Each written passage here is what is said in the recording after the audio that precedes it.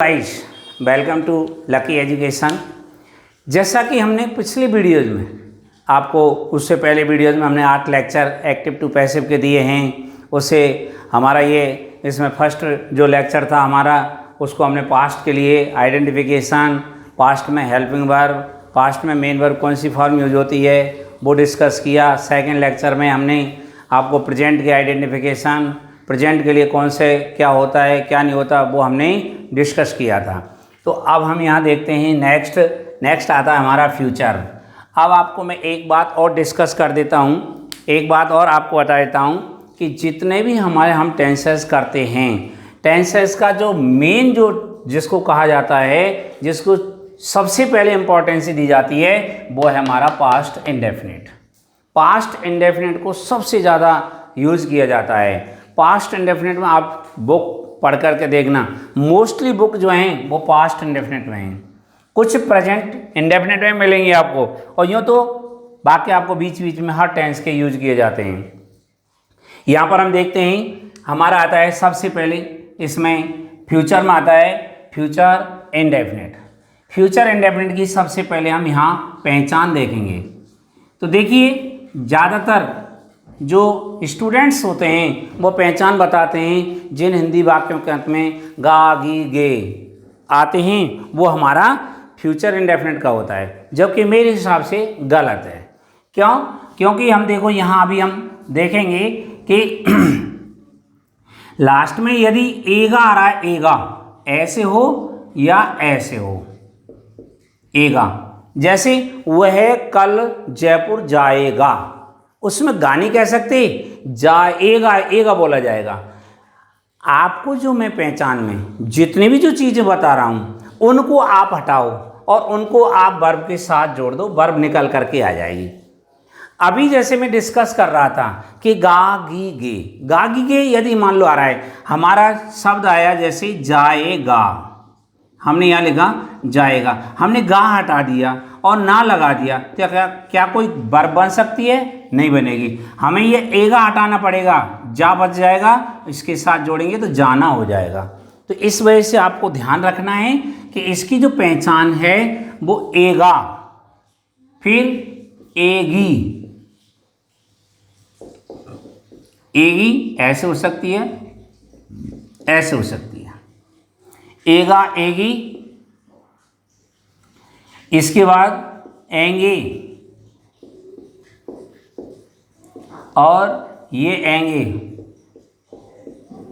ऐसे हो सकता है। इसके बाद ऊंगा, ऊंगी और ओगे, ये इसकी पहचान है। इसके बाद इसकी हेल्पिंग वर्ब, इसकी हेल्पिंग वर्ब 2 हैं।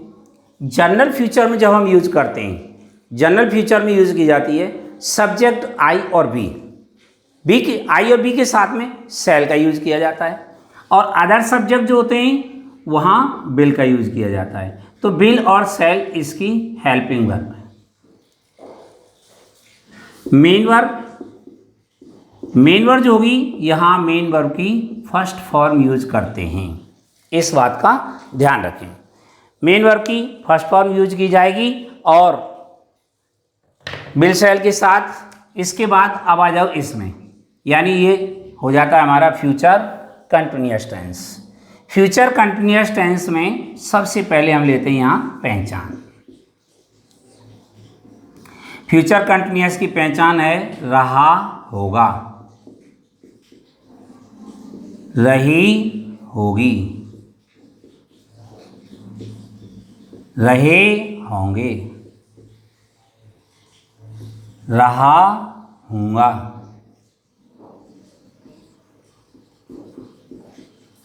रही हूँगी।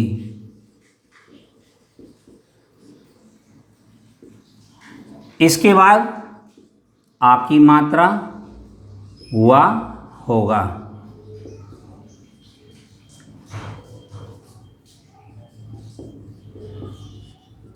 ई की मात्रा हुई होगी।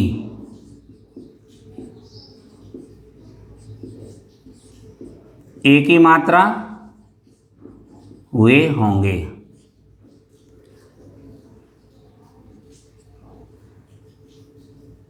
आ की मात्रा हुआ होगा। ई की मात्रा हुई होंगी।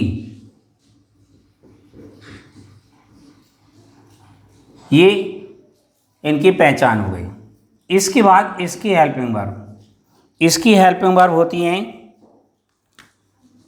इसकी हेल्पिंग वर्ब दो होती हैं, विल बी और शैल बी। इसके बाद आता है मेन वर्ब। मेन वर्ब की एम बी फर्स्ट में I N G, M B first में I N ji. I N जी का थर्ड नियम बता रहा हूँ मैं आपको। पहले मैं आपको नियम दो डिस्कस कर चुका हूँ। एक मैंने पास्ट के टेंस में डिस्कस किया था, एक मैंने प्रेजेंट में डिस्कस किया, अब तीसरा आता है हमारा फ्यूचर में। देखो, जिन क्रियाओं का लास्ट लेटर आई ई हो और उनमें हमें यदि आई एन जी जोड़ना है तो ये ध्यान रखना है कि लास्ट लेटर आई ई जो होता है ना वो वाई में कन्वर्ट हो जाता है और आई एन जी इसके साथ जोड़ दिया जाता है। जैसे देखो, T I E tie, tie के साथ यदि हम आई एन जी लगाएंगे तो हो जाएगा T Y I N G, time. ऐसे ही डाई, ऐसे ही लाई, लाईमान झूठ बोलना, लाईमान लेटना, ये जो हमारी क्रियाएं हैं टाई लाई डाई, इनमें जो अंत में आई ई आ रहा है, आई एन जी लगाते समय आई ई को बाई में बदल देते हैं। इसके बाद अगला आता है हमारा फ्यूचर परफेक्ट। फ्यूचर परफेक्ट में आप देखिए, सबसे पहले हम यहाँ लेते हैं पहचान। फ्यूचर परफेक्ट की पहचान चुका होगा, चुकी होगी,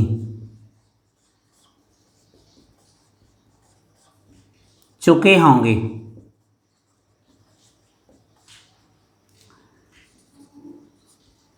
चुका होगा,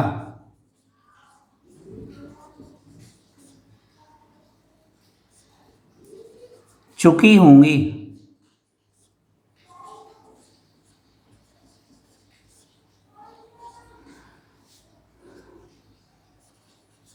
चुकेगा, चुकेगी,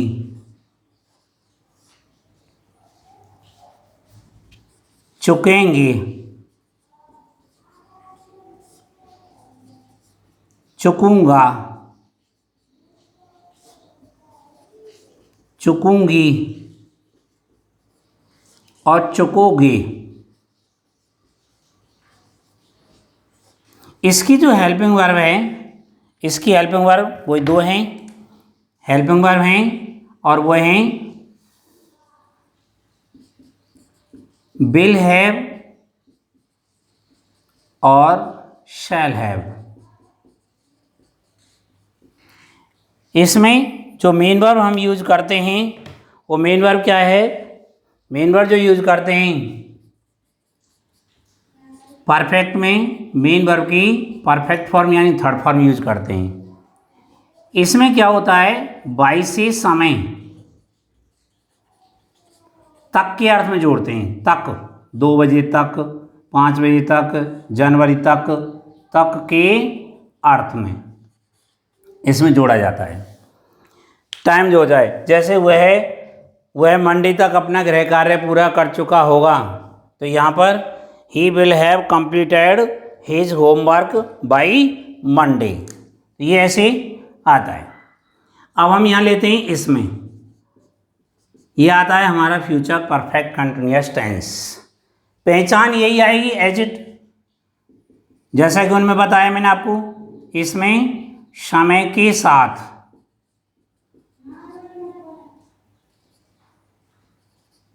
समय के साथ रहा होगा, रही होगी, रहा होगा, रही होगी, रहे होंगे, रहा हूँगा, यानी ये पहचान एज इट है, ये जो मैंने लिखी है ये यहाँ जाएगी। इसके बाद इसकी आती है हेल्पिंग वर्ब। इसकी हेल्पिंग वर्ब कौन सी हैं वो देखो। इसकी हेल्पिंग वर्ब हैं विल हैव बीन और शैल हैव बीन।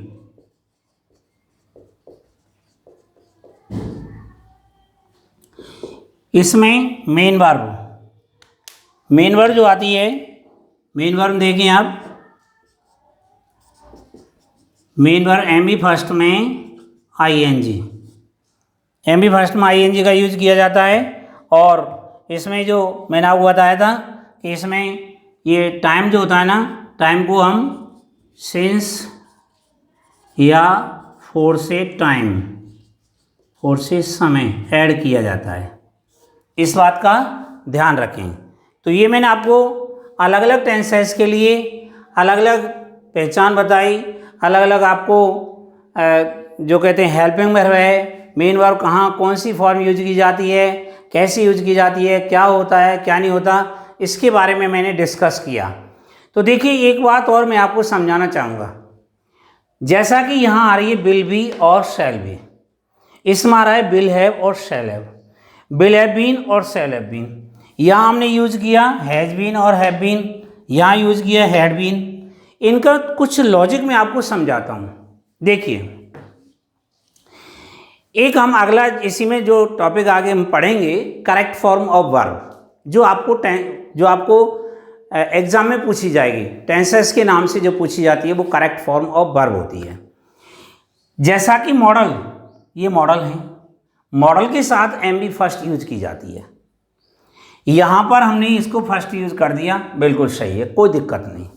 परंतु यहाँ देखिए, यहाँ विल बी और शैल बी क्यों आया, इसका एक लॉजिक है। क्या लॉजिक है कि ये कह रहा है फ्यूचर कंटिन्यूअस, कंटिन्यूअस कहता है आईएनजी लगाऊंगा, जबकि मॉडल कह रहे हैं भाई तुम आईएनजी क्यों लगाओगे, हमें तो फर्स्ट फॉर्म चाहिए। तो इनके लिए फर्स्ट फॉर्म यानी बी ने अपनी फर्स्ट फॉर्म दी, तो ये बन गया विल बी। जब जाकर के इनकी जो शर्त है वो पूरी हुई और उसमें कंटिन्यूअस ने आईएनजी लगा दिया, तो यहाँ हो जाता है विल बी और शैल बी। ऐसे ही इसमें आ जाओ, यहाँ पर तो आया बी, परंतु यहाँ आ गया हैव। हैव क्यों आया, क्योंकि यदि हम विल बी और शैल बी के साथ थर्ड फॉर्म यूज करते हैं तो वाक्य हमारा पैसिव हो जाएगा, जैसा कि हमने पिछले वीडियोज में किया है।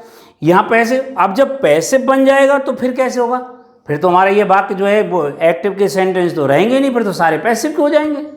ऐसा नहीं, यहाँ आया हैव ने अपनी फर्स्ट फॉर्म लगाई हैव, जब अब हैव के साथ हम थर्ड फॉर्म यूज कर लेते हैं तो यहाँ पर ये थर्ड फॉर्म यूज हो गई। क्यों, क्योंकि परफेक्ट कह रहा है मैं तो थर्ड फॉर्म लगाऊंगा, जबकि विल शैल कहते हैं हम फर्स्ट फॉर्म लगाएंगे, तो यहाँ विल के साथ और शैल के साथ हैव की फर्स्ट फॉर्म हैव आ गई और थर्ड फॉर्म परफेक्ट ने लगा ली। ऐसे इसमें होता है, इसमें कह रहा है विल और शैल कह रहे हैं कि हमें तो फर्स्ट फॉर्म चाहिए, विल हैव शैल हैव कह रहे हैं, विल हैव शैल हैव आ गया तो वो कह रहा है हमें थर्ड फॉर्म चाहिए। अब कंटिन्यूअस कह रहा है भाई तुम्हें थर्ड फॉर्म चाहिए, मैं तो आईएनजी लगाऊंगा, तो यहाँ हमने बी की थर्ड फॉर्म बीन लगा ली। ऐसी इसमें इनमें किया, हैव को थर्ड फॉर्म चाहिए थी, इस वजह से बीन ने लगा, और बीन ने ये भी कर लिया भाई मैं मेरा अर्थ और नहीं दूंगा, मैं चुप रहूंगा, तो ये चुप रहता है, अपना अर्थ भी नहीं देता, केवल इनकी वजह से इनका यूज किया गया कि थर्ड फॉर्म आई, और यहाँ कंटिन्यूअस ने आईएनजी लगा दी। सेम इसमें ऐसा ही इसमें हुआ, इसने भी आईएनजी लगा दी। तो यहाँ पर हमें ये ध्यान देना है कि कौन सी चीज़ को कहाँ पर हम डिस्कस करेंगे, कहाँ पर निकालेंगे, कैसे हम यूज करेंगे, कैसे नहीं यूज करेंगे, उनका विशेष रूप से ध्यान रखना है। तो एक बार आप थोड़ा सा सरसरी नज़र से मैं जो कुछ बातें हैं उनको आपके साथ शेयर करता हूँ। देखिए, जैसा कि हम अब तक पढ़ते चले आए कि बार बार जो हैं वो पास्ट कंटिन्यूअस की हेल्पिंग वर्ब हैं। मैं मान रहा हूँ बेटा कि ये बात पास्ट परफेक्ट कंटिन्यूअस की हेल्पिंग वर्ब है, परंतु ये भी ध्यान रखो कि ये सिंपल प्रेजेंट में सप्लीमेंट्री वर्ब भी हैं, और इनका कहाँ यूज किया जाएगा, ये सिंपल प्रेजेंट में सप्लीमेंट्री वर्ब में यूज की तब किया जाएगा जब हमें था, थी, थे, अकेले दिए जाते हैं, विदाउट वर्ब, ये अकेले होते हैं, तब इनका अर्थ देने के लिए हम वॉज वर्ब या हेड लगाते हैं। और इनमें मैंने अंतर भी डिस्कस किया है। होना के अर्थ में होते हैं तो वॉज वर्ब लगाएंगे, रखना के अर्थ में होते हैं तो हेड लगाएंगे।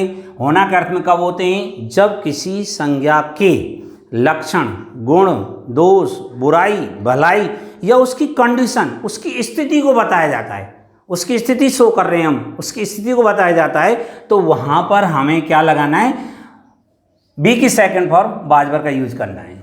और यहाँ पर आए ये रखना के अर्थ में। रखना के अर्थ में कब होंगे? जब हम भूतकाल में किसी चीज़ पर अपना स्वामित्व बता रहे हैं, मालिकाना बता रहे हैं, अपना अधिकार बता रहे हैं, या भूतकाल में किसी संबंध को शो किया जा रहा है। जैसे मैंने आपको एग्जाम्पल भी दिए थे, उनका घर बहुत बड़ा घर था, उसके किसान के 4 बेटे थे, तो ये क्या आ रहा है? तो यहाँ ये जो आ रहा है ये एक तरीक़ा से संबंध शो करने के लिए आ रहा है। किसान का बेटों का संबंध है और एक मालिकाना बताया जा रहा है, उनका बहुत बड़ा घर था, तो यहाँ पर ये जो यूज हो रहा है वो ये रखना का अर्थ में हो रहा है।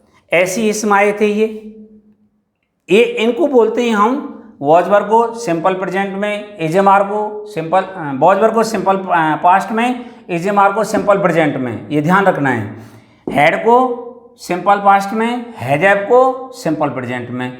एक सप्लीमेंट्री वर्ब के रूप में यूज करते हैं। सप्लीमेंट्री क्या होती है? पूरक क्रिया। पूरक क्रिया कौन सी होती है? पूरक क्रिया ऐसी होती है जहाँ पर मेन वर्ब नहीं आए, परंतु उसको मेन वर्ब का स्थान ग्रहण करने के लिए जो क्रिया यूज में ली जाती है वो कहलाती है सप्लीमेंट्री वर्ब, यानी एक वैकल्पिक व्यवस्था। तो यहाँ पर हम वैकल्पिक व्यवस्था के लिए सप्लीमेंट्री वर्ब के रूप में इनका यूज करते हैं। और इन टेंसेस में इनमें जो होते हैं ये हेल्पिंग वर्ब के रूप में होते हैं। इसके बाद इसमें मैंने आपको बताया ये जो टेंस है, इस टेंस में क्या होता है? इसमें जो हम यूज करते हैं पास्ट परफेक्ट टेंस में यूज करते हैं। पास्ट परफेक्ट में आपको ध्यान रखना है कि इसमें बहुत कम चांस होते हैं कि एक ही बात को बताया जाए। इसमें साथ साथ 2 काम बताए जाते हैं, साथ साथ 2 कार्य बताए जाते हैं। एक कार्य के तुरंत बाद ही दूसरा कार्य होता है, अर्थात जो कार्य पहले होता है उसको तो हम पास्ट परफेक्ट टेंस में लिखते हैं, और जो कार्य बाद में होता है उसको हम पास्ट इंडेफिनिट में लिखते हैं। ये ध्यान रखना है हमें। तो इनमें 2 कार्य होते हैं, जो कार्य पहले हो रहा है वो पास्ट परफेक्ट में, और जो कार्य बाद में होता है वो पास्ट इंडेफिनिट में। अच्छा, इसको हम बिफोर आफ्टर वाला टेंस भी कहते हैं। इसको हम बिफोर आफ्टर वाला टेंस भी कहते हैं, ये ध्यान रखना। क्यों? क्योंकि बिफोर आफ्टर से कनेक्ट किया जाता है। बिफोर या आफ्टर वाला टेंस, बिफोर या आफ्टर वाला टेंस कहते हैं इसको। ये कहलाता है बिफोर या आफ्टर वाला टेंस।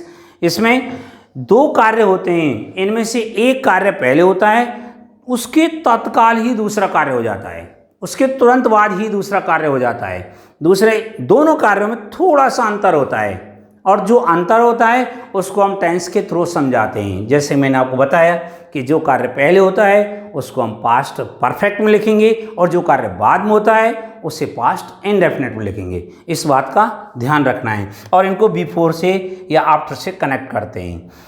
जो कार्य पहले होता है वो बिफोर से पहले लिखा जाता है, और जो कार्य बाद में होता है वो बिफोर के बाद लिखा जाता है। आफ्टर में जो कार्य पहले होता है वो आफ्टर के बाद होता है, और जो कार्य बाद में होता है वो आफ्टर से पहले लिखा जाता है। ये इस वजह से इसको हम बिफोर आफ्टर वाला टेंस भी कहते हैं, क्योंकि मोस्टली इसका यूज इसी में किया जाता है। और अभी आप इसको एक बार देखें, इसको आप नज़र करें, और इसको अपनी नोटबुक में इसको बढ़िया तरीके से अच्छी तरह से इसको लिखें। हमें इसकी आवश्यकता पड़ेगी। हमारा जो टॉपिक चलेगा टेंसेस, जिसको हम दूसरे नाम से जानते हैं correct form of verb. Correct form of verb में हमें एक एक चीज़ की आवश्यकता पड़ेगी। इसमें देखिए टोटल जो पार्ट्स हैं हमारे 6 हैं, वो 12 हैं। 12 पार्ट्स में से 6 पार्ट में कंटिन्यूअस वर्ब है, जिसको हम प्रोग्रेसिव वर्ब भी कहते हैं, जिसका दूसरा नाम हम कंटिन्यूअस वर्ब भी कहते हैं। इसमें 1, 2, 3, 4, 5 और 6, इन 6 में तो मेन वर्ब में आईएनजी लगाई गई है, और इनमें तीनों में थर्ड फॉर्म यूज की गई है।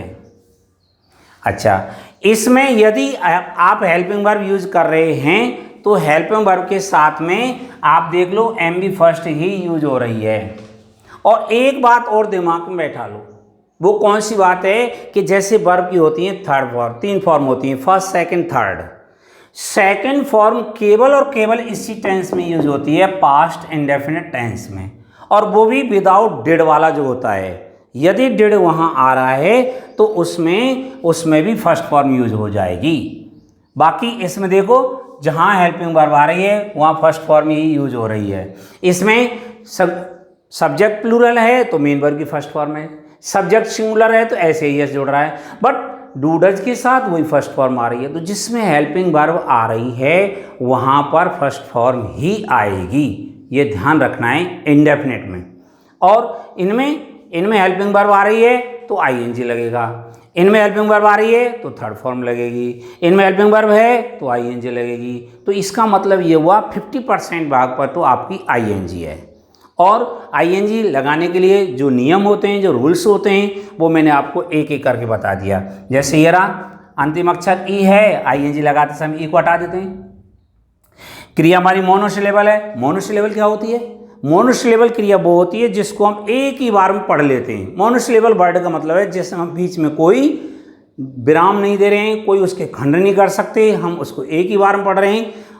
वो वर्ब, उसका अंतिम अक्षर क्या है? व्यंजन है, कॉन्सोनेंट है, उससे पहले एक स्वर है, वॉवेल है, तो हम क्या करेंगे? स्वर एजिट रहेगा।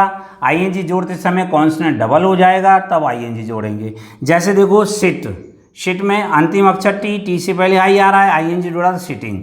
रन में एन है, कॉन्सोनेंट है, उससे पहले सिंगल वॉवेल है, यहाँ ये हमारा इसमें हमने डबल एन कर दिया। ऐसी हमारी क्रिया है, पुट है, कट है, सट है, और आपका स्विम है, बिगिन है। ऐसी जो क्रियाएं हैं जिनमें ये जो लास्ट व्यंजन होता है वो डबल हो जाता है, तब हम उसको आईएनजी लगाते हैं। तो आज के वीडियो में हम इतना रखेंगे और इसको आप अच्छी तरह से डिस्कस करें और इसको अच्छी तरह से देखें, इसके आइडेंटिफिकेशन देखें, इसकी हेल्पिंग वर्ब देखें। तो आज के लिए थैंक यू।